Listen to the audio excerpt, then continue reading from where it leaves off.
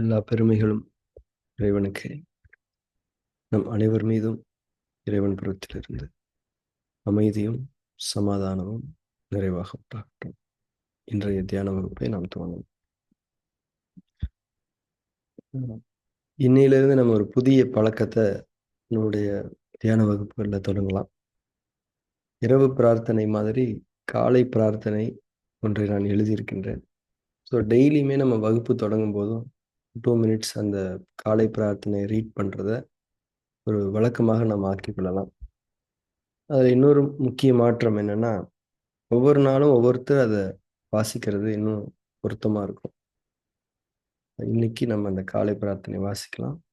இந்த பிரார்த்தனையுடைய வார்த்தைகளுடைய டிஸ்பிளே இங்கே பண்ணுறோம், பார்த்துக்கோங்க. இந்த ஃபைல் இன்னைக்கு எல்லாருக்குமே ஷேர் பண்ணிடுவாங்க. ஸோ எவ்ரிடே மார்னிங் வகுப்பினுடைய தொடக்கம் காலை பிரார்த்தனை வாசிப்பிலிருந்து தொடங்கட்டும். இன்று நான் வாசிக்கின்றேன். அடுத்த வாரத்துடைய முதல் நாள்லேருந்து ஒவ்வொருத்தர் வாசிக்கும். அப்படியே ரிப்பீட்டடாக நம்ம வாசிச்சுக்கிட்டே இருப்போம். நம் அனைவரும் காலை பிரார்த்தனைக்கு தயாராகலாம். வார்த்தைகளை பார்க்கலாம் அல்லது கண்மூடி இருக்கலாம், உங்க விருப்பம். இறைவழி தியானம், காலை பிரார்த்தனை. அகிலங்களின் இறைவனே, அனைத்து பெருமைகளும் போற்றுதல்களும் உன் ஒருவனுக்கே உரியது. அனைத்தின் ஆதாரமும் நீ, அனைத்தின் தொடக்கமும் நீ, அனைத்தின் முடிவுகளும் உன்னிடமே. உன்னுடைய அருட்கொடையாம் இந்த நாளை உன்னுடைய திருப்பெயரால் நான் தொடங்குகின்றேன்.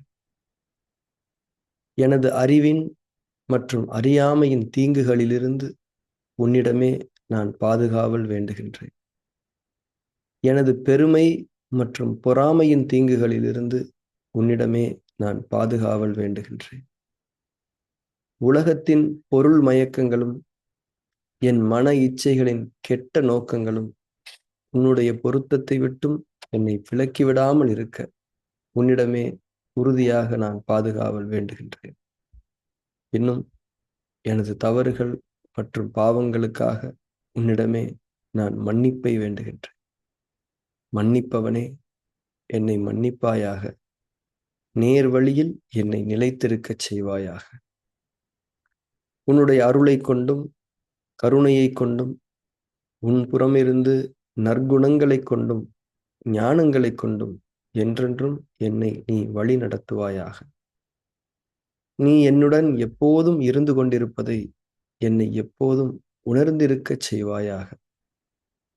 எனது எண்ணங்களிலும் பார்வையிலும் பேச்சுக்களிலும் செயல்களிலும் பொறுமையை கொண்டும் நன்மைகளை கொண்டும் எனக்கு வழிகாட்டுவாயாக. எனக்காக நீ நாடியிருக்கும் நன்மைகளை தவறாது நான் அடைந்து கொள்ள எனக்கு நீ உதவி செய்வாயாக. நீயே என் இறைவன், நீயே என்னுடைய பொறுப்பாளன், நீயே என் இறைஞ்சுதலை செவியேற்பவன். செவியேற்பவனே, படைப்பாளனே, புதிய படைப்பாக என்னை ஆக்கித் தருவாயாக. புதிய வாழ்க்கையில் என்னை வாழ வைப்பாயாக. அமைதியும் சமாதானமும் ஆரோக்கியமும் ஞானங்களும் நன்மைகளும் மேன்மைகளும் குளிர்ச்சியும் கதகதப்பும் சோலைகளும் நீரோடைகளும் தூய உணவுகளும் உறவுகளும் நிறைந்த புத்தம் புதிய வாழ்க்கையை உன்னை கொண்டு நான் விரும்புகின்றேன். விருப்பங்களை அளிப்பவனே, ஏற்றுக்கொண்டேன் இறைவனே. புதிய வாழ்க்கையில் என்னை வாழச் செய்வாயாக. புதிய படைப்பாய் என்னை ஆக்கி தருவாயாக. உன்னுடைய அருட்கொடையாம் இந்த நாளை உன்னுடைய திருப்பெயரால் நான் தொடங்குகின்றேன். பெருமைகளும் புகழ்களும் உன் ஒருவனுக்கு. இந்த காலை பிரார்த்தனையினுடைய சில விளக்கங்களை நாம பார்க்கலாம். இன்னைக்கு மட்டும்தான் அந்த விளக்கங்கள். அகிலங்களின் இறைவனே என்று நாம் சொல்லுகிற போது, அகிலங்கள் என்று நாம் குறிப்பிடுகிற போது எல்லையற்ற இந்த படைப்புகளை அது குறிக்கிறது. வானம் பூமிங்கிறது அகிலங்களின் ஒரு சிறு பகுதி. பூமி, சூரிய மண்டலம், கோள்கள், நட்சத்திரங்கள் அகிலங்களின் ஒரு பகுதி. அகிலங்கள் என்பது நாம் அறியாதது, எல்லையற்றது. படைப்புகளின் அத்தனையினுடைய அடக்கத்தையும் நாம் அகிலங்கள் என்று சொல்லுகின்றோம். அந்த அகிலங்களுக்கு இறைவனே தலைவனே என்று நாம் இறைவனை காலையில் நமக்கு உயிர் அளிக்கப்பட்டவுடன் நாம் இறைவனுடைய மேன்மையான பண்பினை கொண்டு அவனை அழைக்கின்றோம். அகிலங்களின் இறைவனை. அனைத்து பெருமைகளும், பெருமைகள் என்றால் ஏற்கனவே நாம் தெளிவுபடுத்தி இருக்கின்றோம், அது உரியவருக்கு உரியது. அனைத்துக்கும் உரியவன் இறைவன். இறைவனுக்கே அனைத்து பெருமைகளும் என்பதில் எந்த மாற்றமும் இல்லை. போற்றுதல்களும் என்றால் நாம் அதை உணர்ந்து இறைவனை போற்றுவது. இப்போ பெருமைக்கு தகுதி இல்லாத ஒருவரை கூட நாம் போற்றலாம். ஆனால் பெருமைக்கு தகுதியான ஒருவனை நாம் மனதார அதை அங்கீகரிப்பது, அதை ஏற்றுக்கொள்வது என்பது போற்றுதலாகும். எனவே அனைத்து பெருமைகளும் போற்றுதல்களும் உன் ஒருவனுக்கே உரியது. அனைத்தின் ஆதாரமும் நீ. ஆதாரம் என்றால் அவனிடமிருந்துதான் அத்தனையின் இயக்கங்களுக்குமான ஆற்றல், வழிகாட்டல், அமைப்பு அனைத்தும் இருக்கிறது. அதை அவனேதான் தொடங்கியும் வைக்கின்றான். ஆதாரமாக இருப்பதும் அந்த ஆதாரத்தின் வெளிப்பாடுகளை தொடங்கி வைப்பதும் இறைவன்தான். அதனுடைய போக்கும் முடிவுகளும் அவனிடமே இருக்கின்றன. அவன் அதை அறிந்தவன். இது எப்படி இயங்கும், எங்கு போய் முடியும், இதையெல்லாம் இறைவன் அறிந்தவன். எனவே அனைத்தின் முடிவுகளும் உன்னிடமே என்று நாம் சொல்லுகிறோம். இறைவனுடைய அருட்கொடையாக இந்த காலத்தை, இந்த நாளை நாம் கருதுகின்றோம். காலத்தை உணரக்கூடிய தியானத்துல நம்ம அதைத்தான் உணர்ந்து கொண்டிருக்கிறோம். ஒவ்வொரு மூச்சும் இறைவனுடைய அருட்கொடை. உயிர் இந்த உலகத்தில் நாம் வாழ்வதற்கான அவன் புறத்திலிருந்தான அமைதி, அனுமதி என்று நாம் அதை உணர்கின்றோம். எனவே உன்னுடைய அருட்கொடையாம் இந்த நாளை உன்னுடைய திருப்பெயரால், இறைவனுடைய பெயரை கொண்டு, இறைவனுடைய பெயரை கொண்டு என்றால் அவனுடைய பண்புகளை கொண்டு, அவனுடைய பொருத்தத்தை வேண்டி தொடங்குகின்றேன் என்பதாக நாம் புரிந்து கொள்ளணும். அடுத்து நாம் இறைவனிடம் பாதுகாவல்களை தேடிக்கொள்கின்றோம். எதிலிருந்து என்றால் முதலில் நம்முடைய அறிவின் மற்றும் அறியாமையினுடைய தீங்குகளில் இருந்து.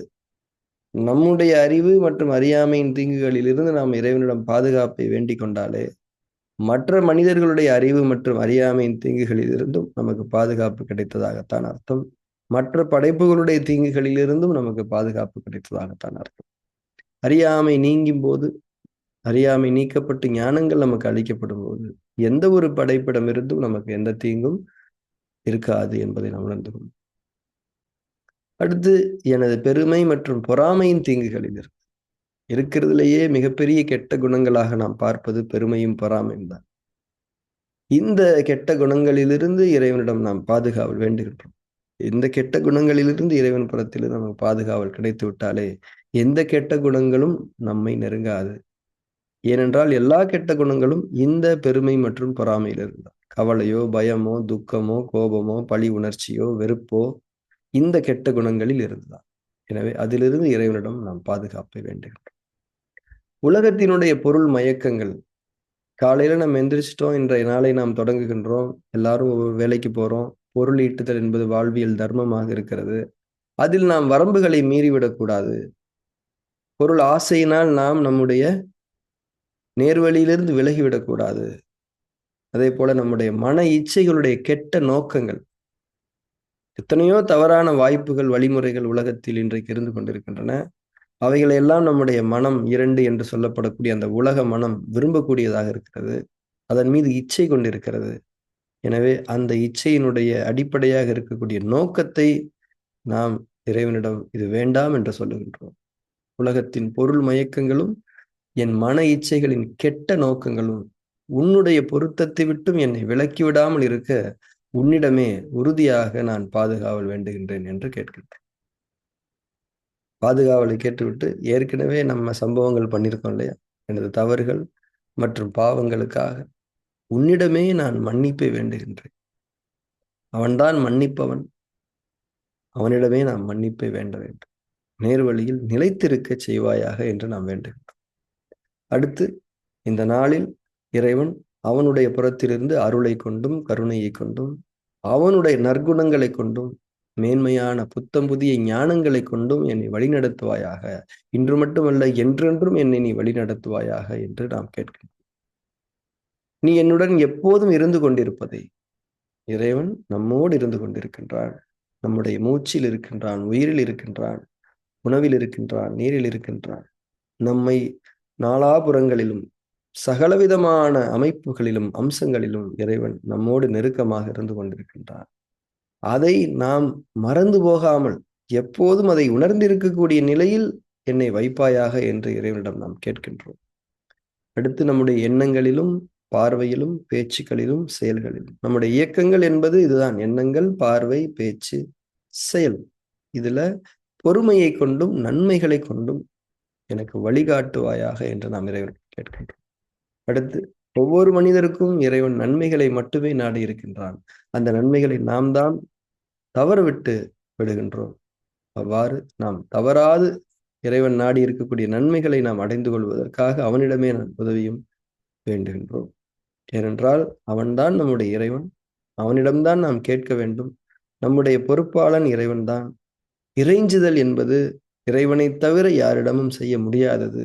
எனவே இறைஞ்சுதலை அவன் கேட்கின்றான். அவன் செவி ஏற்பவன்.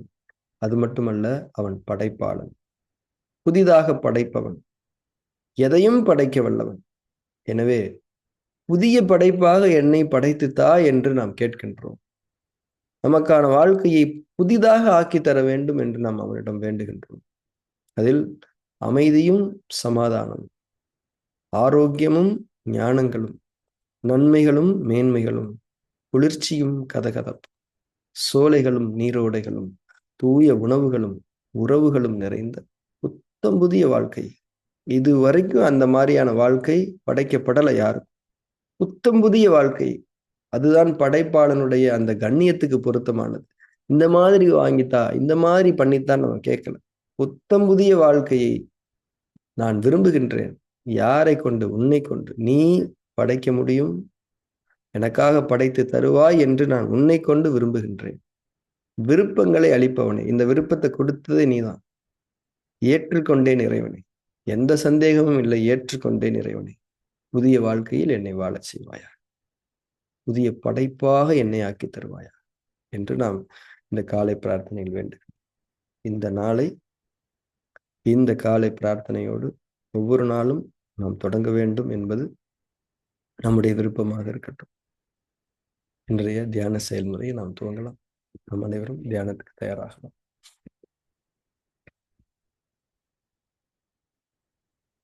கண்களை மூடி புற சூழலிலிருந்து விலகி அகசூழலுக்குள் நாம் திரும்பி இருப்போம். நம்முடைய உள்ளத்தில் நாம் நிலை கொண்டிருப்போம். அக உலகம் எனும் நம்முடைய இருப்பிடம், இருப்பின் மையத்தில் நாம் நிலை கொண்டிருப்போம்.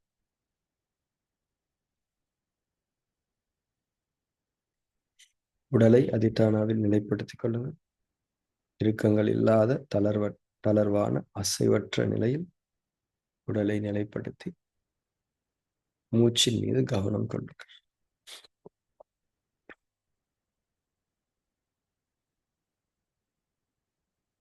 இயல்பான உள்மூச்சு, இயல்பான வெளிமூச்சு இருக்கட்டும்.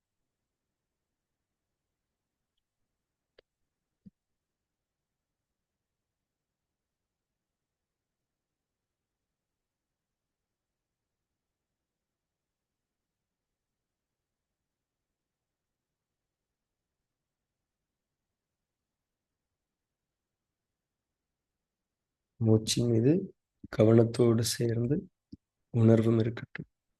மூச்சு எனும் உயிர் இறைவன் புறத்திலிருந்து நமக்கு கொடுக்கப்பட்டு கொண்டிருக்கிறது என்ற உணர்வோடு ஒவ்வொரு மூச்சையும் நாம் கவனிக்க வேண்டும்.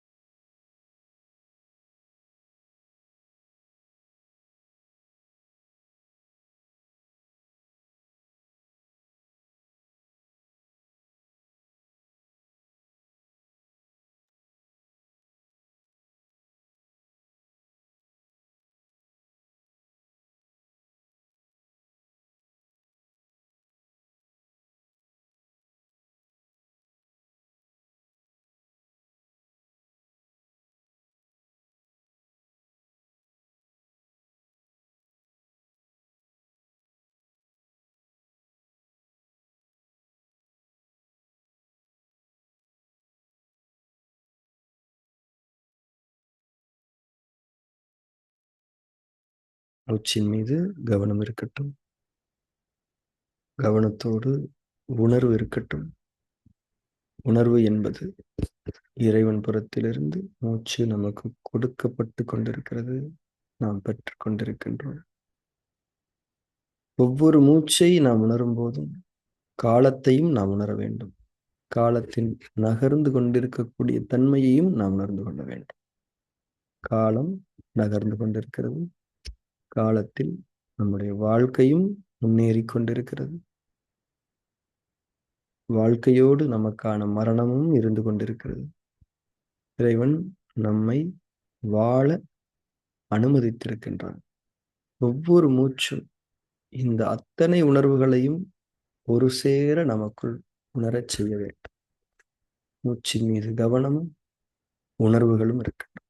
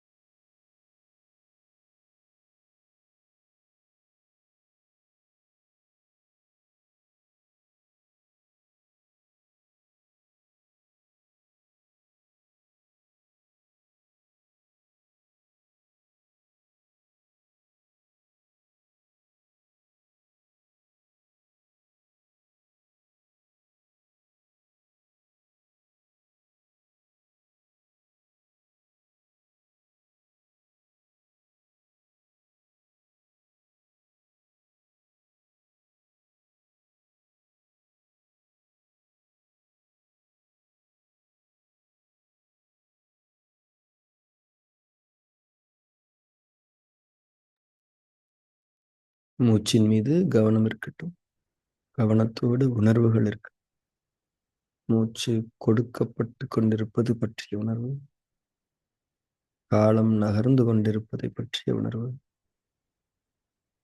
காலத்தில் வாழ்க்கையும் மரணமும் இணைந்து நம்மோடு இருந்து கொண்டிருப்பதை பற்றிய உணர்வு, நாம் வாழ அனுமதிக்கப்பட்டு கொண்டிருக்கின்றோம் என்பதை பற்றிய உணர்வு. மூச்சின் மீது கவனமும் உணர்வும் இருக்கட்டும்.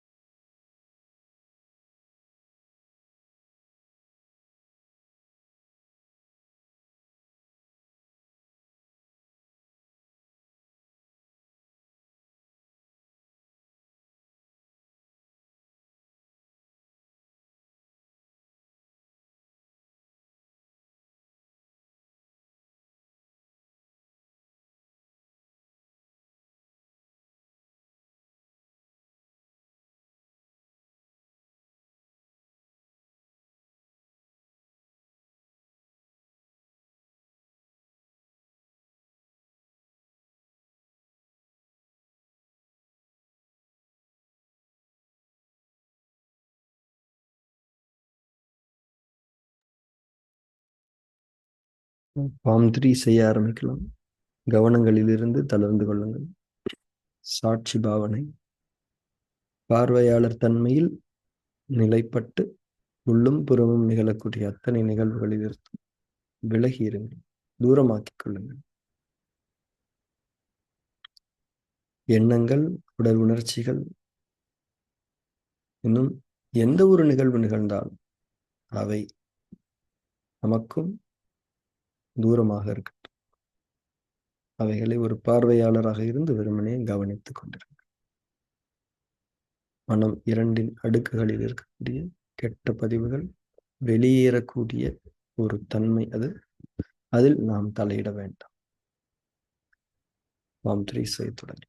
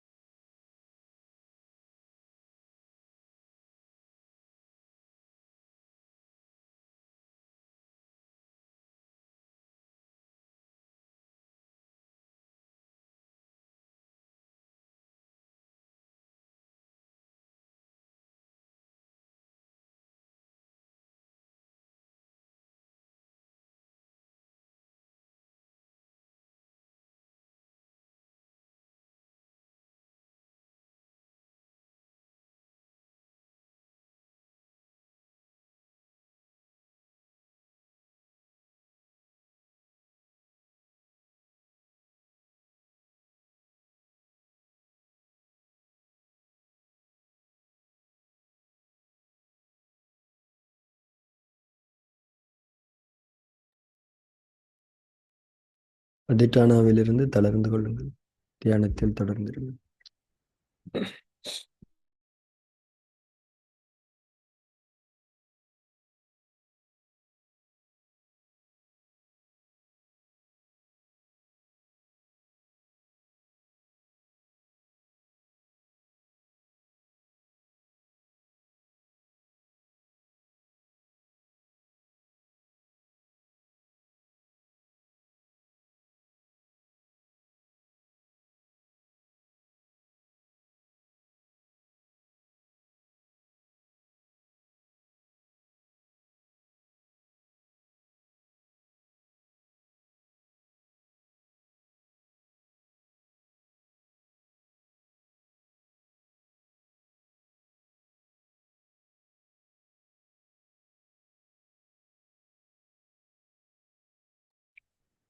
தியானத்தை நிறைவு செய்து கொள்ளலாம்.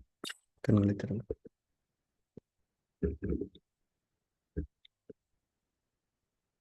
இந்த காலை பிரார்த்தனை ஒவ்வொரு நாளும் ஒவ்வொருத்தர் வாசிக்கணும். கண்டிப்பா வாசிக்கணும். யார் யார் வாசிக்கிறீங்கன்றதை நீங்க முடிவு பண்ணிக்கோங்க. அண்ட் அடுத்து வந்து இந்த சண்டே ஈவினிங் அந்த வெஜிடேரியன் செமினார் இருக்க, முக்கியமான செமினார், அது எல்லாருமே அட்டன் பண்ணுங்க. நான் வந்து வெஜிடேரியன் கிடையாது, எனக்கு இருக்காது அப்படின்னா நீங்க யோசிக்க. அதாவது எல்லா உணவு பழக்கங்கள்லையுமே ஒரு சமநிலை பேணப்பட வேண்டும். இப்போ நான்வெஜ் சாப்பிட்றவங்க டெய்லியுமே நான்வெஜ்லாம் சாப்பிட்றது இல்லை. சைவ உணவு பழக்கம் என்பது அது ஒரு விதமான உணவு பழக்கம். அதில் இருக்கக்கூடிய நன்மைகளை நாம் அறிந்து கொள்வதற்கும் அதில் இருக்கக்கூடிய சமநிலை தன்மை அறிந்து கொள்வதற்கும் ஒரு வாய்ப்பு. அந்த வகுப்பு நடத்தப்படுவதனுடைய நோக்கம் என்னன்னா, இன்றைக்கு இந்த சைவ உணவுகளில் இருக்கக்கூடிய சோர்சஸ்னுடைய குவாலிட்டி எல்லாம் குறைஞ்சு போயிருக்கக்கூடிய நிலையில, எப்படி வந்து அதுல சீரமைவுகளை செய்து கொள்ளலாம் என்பதற்கான ஒரு வழிகாட்டல் தான் அந்த வகுப்பு. அது நம்ம வந்து பெரும்பாலும் நம்ம வந்து சைவ உணவு பழக்கம் உள்ளவர்களாகத்தான் இருக்கின்றோம். அசைவம் வந்து எப்பயாவது தான் நம்ம சாப்பிடுறோம். அதனால நம்ம அதுல வந்து ஒரு புரிதல்களோட இருக்க வேண்டியது ரொம்ப முக்கியம். ஸோ அத வந்து ஒரு டயட்டீஷியன் எடுக்குறாங்க. அ 5 மணிக்கு தொடங்குது. ஸோ அந்த வகுப்புக்கு நீங்க வந்துருங்க. அதேபோல இந்த காலை பிரார்த்தனையுடைய பிடிஎஃப் வந்து எல்லாருக்குமே வாட்ஸ்அப்லயும் அனுப்புவோம். டெலிகிராம்லயும் ஷேர் பண்ண சொல்லியிருக்கோம். பிரிண்ட் அவுட் எடுத்து வச்சுக்கோங்க. படிச்சு பழகிக்கோங்க. ஒவ்வொருத்தரும் படிக்கணும். யாரையும் விட போறதில்ல. ஒவ்வொருத்தரும் படிக்கணும். சரிங்களா? Right. So thank you very much. அடுத்த வகுப்பில் நாம் சந்திக்கலாம்.